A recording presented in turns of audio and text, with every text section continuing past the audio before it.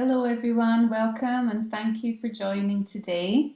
My name is Julia, and I'm very pleased to have this opportunity to contribute at this year's Global Women's Conference.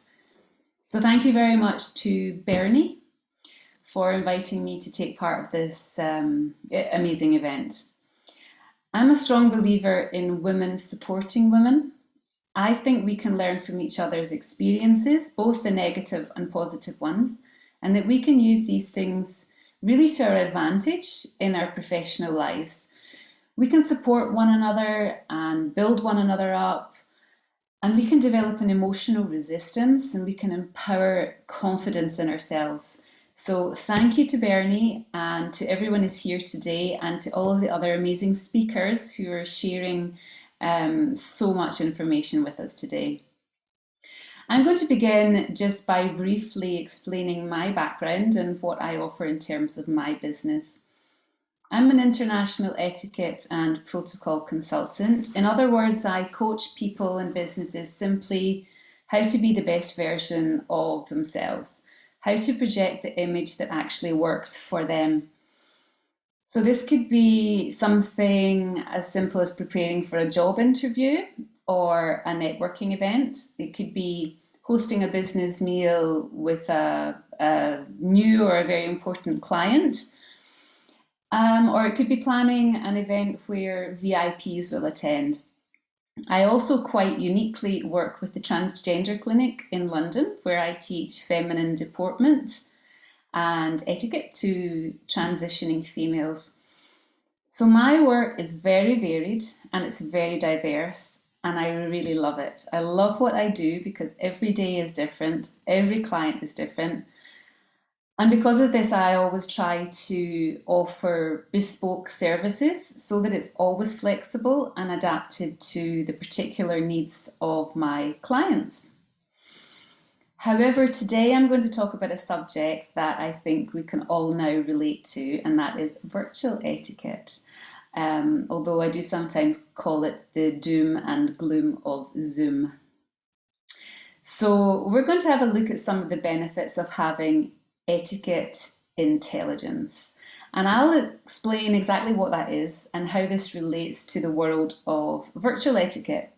And then finally, I'm just going to share a few of what I call the presence PowerPoints that are always relevant no matter how we communicate with others, and that we can and that we should use to project a really good impression of ourselves, whether it's online or face to face.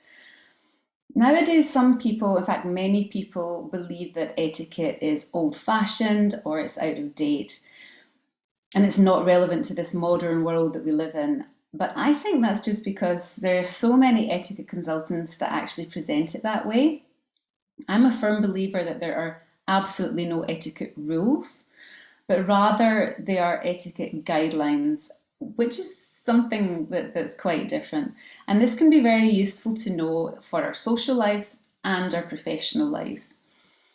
I'm now going to begin by explaining to you the difference between etiquette and protocol, because it's important that you actually understand this.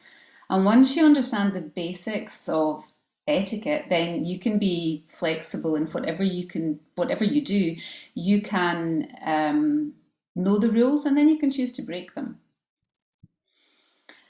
So I'm sure that most people have heard of emotional intelligence, which is basically, well, to put it simply, one's ability to identify, understand, manage emotions in a positive way. Well, I like to go beyond that and talk about etiquette and protocol intelligence. But we need to understand what the difference is between etiquette and protocol. There are so many articles and newspaper reports that confuse people about this, and sometimes etiquette consultants also confuse people. I already said that people seem to think it's old-fashioned and irrelevant. And to give you an example, in the last few years, there have been many newspaper articles commenting on Meghan Markle and how she broke royal protocol by doing one thing or another.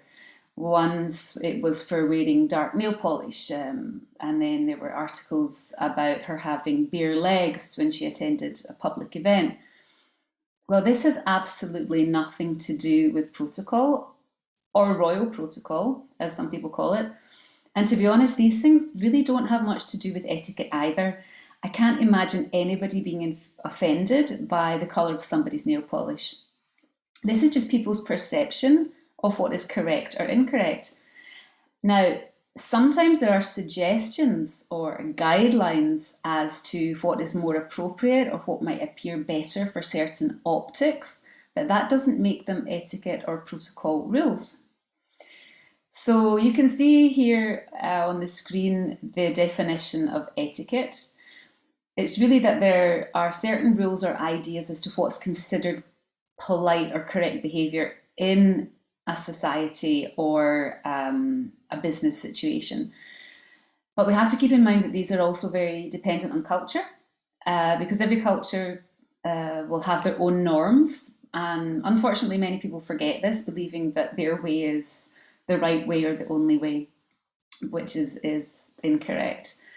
Now, protocol, on the other hand, is only referring to official occasions such as diplomatic or royal events or business events or interactions. This is a recognised standard of conduct around the world, and it's adhered to so that these types of official occasions, such as state banquets and business meetings, business events, can actually go ahead smoothly without, well, allowing everybody to receive the recognition that they deserve. Could be with having correct seating plans, but it also covers areas such as security and safety protocols. So you can see that etiquette and protocol are not quite the same thing. And then if we look at the definition of intelligence, this is defined as the ability to think and learn facts and skills and then to actually apply them. So by adding the word intelligence to etiquette, we can now say that it's the ability to learn and apply appropriate behaviour in a given situation. And we can apply this knowledge to help us sharpen the skills that we already possess. We can use etiquette intelligence to give ourselves just a little polish, to give ourselves a little bit of an edge. So what are the benefits of applying etiquette and protocol intelligence? Well, they can actually be quite impressive. If you think of a scale where you have 1 to 10, if you can apply some etiquette, then you can take yourself from a 10 to a 12. They can be very impressive. You can be put in a position that it will distinguish yourself. You will distinguish yourself, from the competition. You know, there are so many services and products available now in today's business markets, and they're all perhaps equally as good as each other. So we need to find a way to distinguish ourselves from them. We know that buyers and clients are looking for something above and beyond, cutting edge differences. And that can boil down to courtesy, image, trust, even perceptions of reliability. So we can also think about projecting a positive image. And if you have good etiquette, then, this is not only about your dress code, it's about your attitude, and it's about having an overall polished presentation so that you can earn a respected image in your business community. So it's not just about how you dress, it's just about the overall image that you, your business, your company will project. When it comes to developing and maintaining businesses, you can keep your clients coming back because you've already shown them the courtesy, the respect, you've developed trust, and you've built on a relationship with them. If you understand the basic etiquette guidelines when communicating with people, particularly if they're from a different background or a different culture, then you will project a confidence and an authority. And all of these aspects combined will give you a result that will leave a really positive impression. So etiquette intelligence, it will give you the skills to thrive in business situations particularly if you have a diverse clientele, and you'll gain, I would say you would gain a competitive edge um, against others. So, how do we transfer what we've just talked about to our virtual etiquette? Well, no matter how we communicate with other people, we will give them an initial impression. We as humans, we simply judge people. We can't help it. We just do it. It's part of our nature. But sometimes we do it subconsciously without realizing that we're doing it, but we do it. But do you know how long it takes to make a first impression? Well, there's been a lot of studies about this, and from very impressive universities. But most of these studies concede that it takes around 7 seconds. It takes 7 seconds for us to make a judgment about a person after meeting them. So exactly the same can be said for our online encounters when we meet people virtually for the first time, but any time that we meet them online. Now, if we're communicating with people that we already know, so maybe we have a business professional relationship with them or they are colleagues, then of course our behaviours can be a lot more relaxed and less formal. So, for example, we can relax our dress codes with colleagues. We can just, have different gestures and we can make more jokes. It's a different thing. But when it comes to meeting new clients, then we need to know how we can project a positive image, the positive image that I mentioned earlier. So we can start by preparing for our virtual meeting. We can know who our audience will be. Simple things like what the allocated time is going to be, what is the agenda. Perhaps we have to make some introductions, so we can plan to do this as well. There are many things that we can do in advance that will make us look prepared, and then we'll be taken more seriously and we'll project this positive image that I've been talking about. We can also be on time. Now, how many of you would arrive for a meeting, a business meeting in an office 20 minutes after the start time? Not many of you, I'm sure. But when it comes to virtual etiquette, it's the one thing that people consistently complain about. Now, one day in March 2019, I sat in front of my laptop ready to give my first ever online etiquette coaching session. I had been contacted just a few weeks before by a woman living in the US. She wanted me to contact her to coach her for online training, and I initially refused. Online coaching and etiquette was not something that I thought would work well. However, she was very persistent and she persuaded me to develop a course for her. So we would meet together online once a week for 12 weeks. So we started one day at the end of March in 2019. And this, interestingly enough, was exactly the first day of lockdown in Switzerland. And I never imagined that this was the beginning of such a dramatic change for me personally in the way that I would be communicating with clients. I had no experience whatsoever of working online like this at all. This was my first time using Zoom. Oh, in fact, the first time we actually used Skype and it didn't work so well. So then we moved to Zoom. But this was all very new for me. I wasn't in the habit of doing any video conferencing or anything like that. So I patiently waited for this new client to connect, and I waited and I waited. And yes, I'm sure you can guess she was late. The following week, she was late. And over the course of the 12-week coaching, she was late several times, and it was really inconvenient for me because she was based on the other side of the world and I was giving this coaching at 8 p.m. in the evening. So eventually I asked her, are you always late?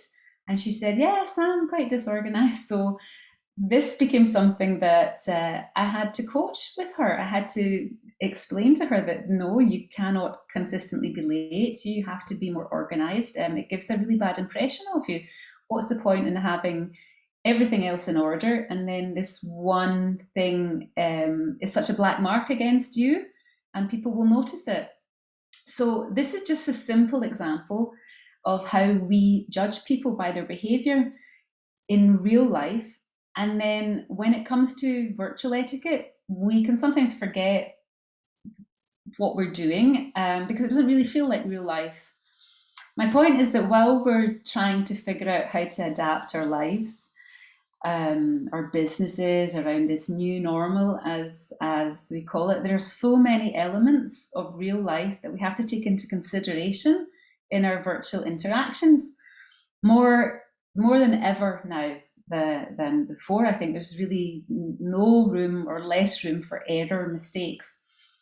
Virtual meetings have become a way of life for so many professionals, but with any new customs, inevitably come new ideas of what the etiquette should be. So perhaps we could define virtual etiquette as the unwritten manners and guidelines that are followed in online, social, and professional settings. But while many of them are maybe still being established because it's still relatively new, there are some generally accepted business etiquette guidelines and principles that we can still follow. We need to pay attention to simple things like the body language that you're projecting on the screen. And remember that what you do can in fact be, it can be quite different from what it's intended. So your body language can project one image, then you don't realize exactly what you're doing wrong. Your posture can project an image of confidence, or even just that you're actually alert and paying attention. Now, a lot of what I do personally with my business is based around cultural etiquette, which is really important when you travel, but even more so if you're doing business with another culture. I prepare cultural briefings for clients so that when they travel for business, they can have an oversight of the culture that they're visiting, and they can prepare themselves basically to expect the unexpected. But now a virtual meeting is kind of the same as a physical meeting, except that we're just communicating, through technology. So how we react and how we behave on screen will be scrutinized just as much as before if it was face to face, well, if not more. Our facial expressions, how much we smile, if we have our camera on and off, whether we're eating and drinking, everything is so much more visible. Even the gestures that we use, such as giving the thumbs up, which is understood and accepted in so many Western cultures, and perhaps in your own office environment between friends, but this can actually be interpreted as something that's really rude in other cultures, and there are so there's so much more visible when we're online. So all of these elements still exist, whether the meeting is a traditional face-to-face meeting or whether it's online. So I thought it would just be interesting to share with you how another culture is handling this doom and gloom of Zoom that I already mentioned. It's just quite interesting. Japanese virtual seating arrangements. Now, I personally find the Japanese culture so interesting. I absolutely love it. Perhaps because of their politeness, or perhaps it's their attention to detail. I don't know, but I love it. Others may not find it so interesting. But as a culture, they place a huge importance on hierarchy. In other words, status and rank. Now, this might seem very exaggerated to other cultures, but it's taken very, very seriously in Japanese culture. So, because recognizing and acknowledging a person's status is so important, some Japanese companies have began to implement a way of recognizing this on Zoom. So last year, Zoom launched a new feature that actually allows users to change the order of the participants' displays. So this is actually being done by some Japanese companies to remind their employees what their ranking is in the company during a particular meeting. So some of these companies actually drew illustrations, detailed illustrations of what respectful video calls should look like, and sent them to all their employees. So the example that you can see on the screen shows that the more junior you are, the lower your face is on the screen. Also, the timing of when employees should enter and leave the room or the Zoom room meeting is also pre-planned. So eventually it's the junior person who is the last person left in the meeting, and they're the ones that have to hang up. So now, of course, I'm not suggesting that we need to incorporate these kinds of rules into our virtual meetings by any means, but it just does show you that there's an increasing need for online business etiquette, because the more we work at home, the more relaxed we become. So it's something that, well, it's perhaps a little bit exaggerated for us, the comparison of the Japanese culture, but in every business environment, it's something that we have to pay attention to and seriously consider, because it's important and it's very, very relevant in the business world. So this art of communication has become increasingly complex in the virtual world. And although what you say is really important, I like to recommend some presence PowerPoints. And I think they're relevant for all your transactions. So whether they're online or face-to-face, socially or professionally. Now, these don't show up on any standard tests that you would have measuring intelligence or technical expertise, but they identify you to everybody that you meet. We want to communicate confidence and professionalism, which inevitably will lead to more success. So it's good. We need to perfect our profile, I would say. When you host or you're having a video conference, then you have to have your name, your profile pictures, all done in the correct way, because that's your first impression to other people. Make sure your username is appropriate, dressing correctly for the call. Just because it's 7 a.m. or 8 p.m. in your time zone doesn't mean that you should let your standards drop. Now, that doesn't mean that you need to wear a jacket or be very formal, but you just need to be professional. Use your judgment as to who your audience is, as to how you should dress. You need to think about how you introduce yourself, how you introduce other people as well, so that you can make them feel respected. And if you do things like control your posture, your body language, you will just look so much more poised and confident.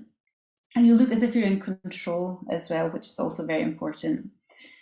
So we have to depend on this virtual connectivity to build relationships. So we really need to sort of move a little bit beyond the virtual and make sure that we carefully follow up with the people that we're dealing with online. So when it comes to new clients, for example, follow up. If you follow up, then it shows that you're really listening to them. You could ask them questions, follow-up questions based on the conversations that you've had online, and this can really help to build solid relationships. There was a time when this might have been very easy to do face-to-face, but maybe we just have to put a bit more effort in to do it now, because the virtual manner that we have to do it. Now, to many people, this all really seems like common sense, which technically it should be. Yet there are so many people who don't seem to understand the importance of how they communicate during virtual meetings. But all I can say is that if we can maintain just the core values of common courtesy and respect that you would display during any face-to-face communication, then we can just make our virtual communication so much more pleasant for everybody. So I'm just going to finish with a quote that I like, and I think it sums up what etiquette is. Now, this can be virtual or non-virtual. Diplomacy is nothing but a lot of hot air. So this was a companion to a French statesman as they were in a car going to this peace conference. And the response was, well, all etiquette is hot air, but that is what is in our car tires. Notice how it eases the bumps. I think this sums up quite well what etiquette is. It's something that really just eases the bumps, and I think it's something that's very important in every interaction that we have with people. So thank you. I hope you found what I was talking about at least a little bit interesting. I'd like to thank you all for joining me, and I would like to thank Bernie again for inviting me to participate today. And I am here if you have any questions. I'm happy to answer them. Thank you.